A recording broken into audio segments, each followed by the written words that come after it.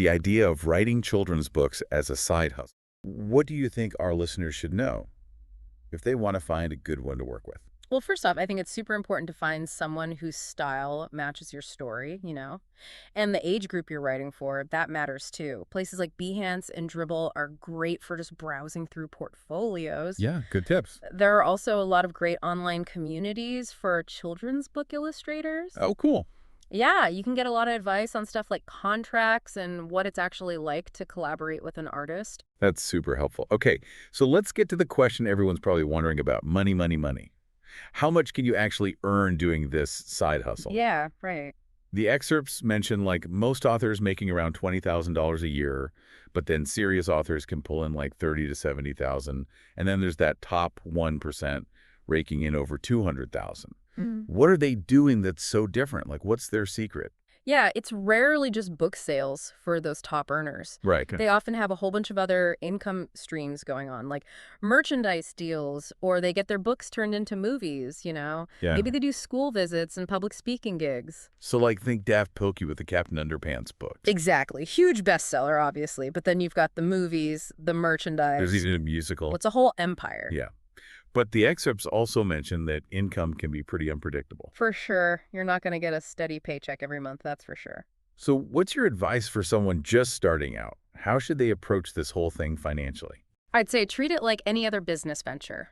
Don't quit your day job just yet.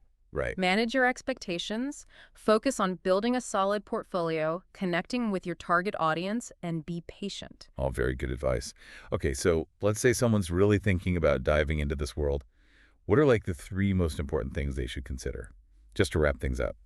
All right, 3 things. First, be honest with yourself about your skills. Are you a good storyteller? Do you enjoy working with kids? That kind of thing. Makes sense. What's number 2? Think about the time commitment. Can you actually make time for writing, for editing, for marketing, all those things we talked about? It's not just a hobby, it's a side hustle. True. And number 3. Do your research. Seriously, there's so much information out there. Explore different genres. Learn from people who are already successful. Check out the Society of Children's Book Writers and Illustrators. They have a ton of resources. That's super helpful. Now, one more thing that really stood out to me from those excerpts, it mentioned using AI tools like ChatGPT for writing and research. What do you think about that? How could that change things moving forward? Whoa, that's a big question.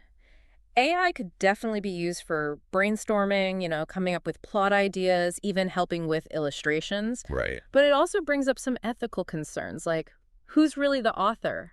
Does it affect the originality of the work?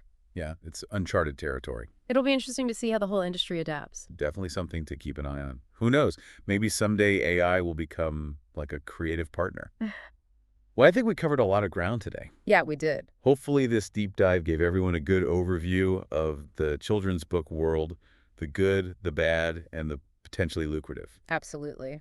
And who knows, maybe we'll see some of your books out there someday. Hey, you never know. Thanks for listening, everyone, and we'll catch you next time. See ya.